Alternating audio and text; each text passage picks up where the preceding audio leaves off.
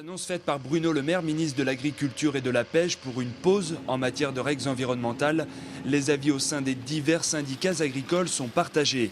Du côté de la coordination rurale, on est plutôt pour. Je pense qu'on a été beaucoup trop loin pour les mesures ou les contraintes environnementales. On n'a pas donné le temps aux agriculteurs de s'adapter. Et puis il y a le volet économique. Il y a eu des choses qui ont été faites, qui ont été bien faites, mais à un moment donné, on va trop loin. On va trop loin, on a des contraintes de plus en plus importantes, hein, et ça coûte au niveau des agriculteurs. Et aujourd'hui, les agriculteurs ne peuvent pas se permettre d'avoir des coûts supplémentaires.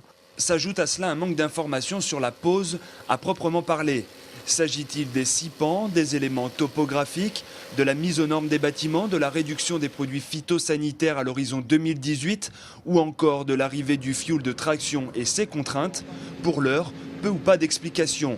Quoi qu'il en soit, cette pause dans le Grenelle de l'environnement n'est pas vécue comme une reculade, ni pour la coordination rurale, ni pour la FDSEA.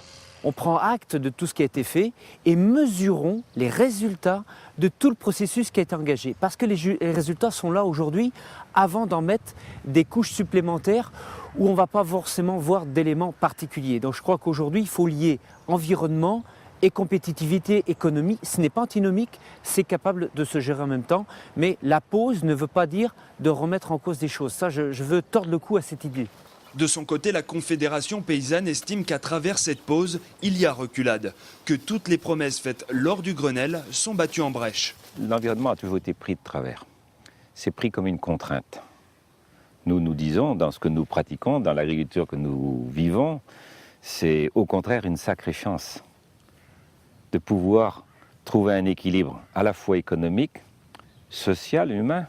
Autrement dit, maintenir l'emploi. Chose qui semble plus délicate dans une agriculture productiviste où la machine tend à remplacer l'homme et sa relation à la terre. Il faut se méfier de ce que ça alimente, de dire l'environnement c'est une charge, l'environnement c'est une contrainte. Mais non, l'environnement c'est ce qui demain va permettre de rester paysan, de faire que nos prairies, nos sols continuent à vivre, conserver la vie microbienne, conserver les taux d'humus. Donc revenir à des pratiques d'agronomie qui permettent tout ça. Par cette pause, Bruno Le Maire entend relancer la profession déjà durement ébranlée.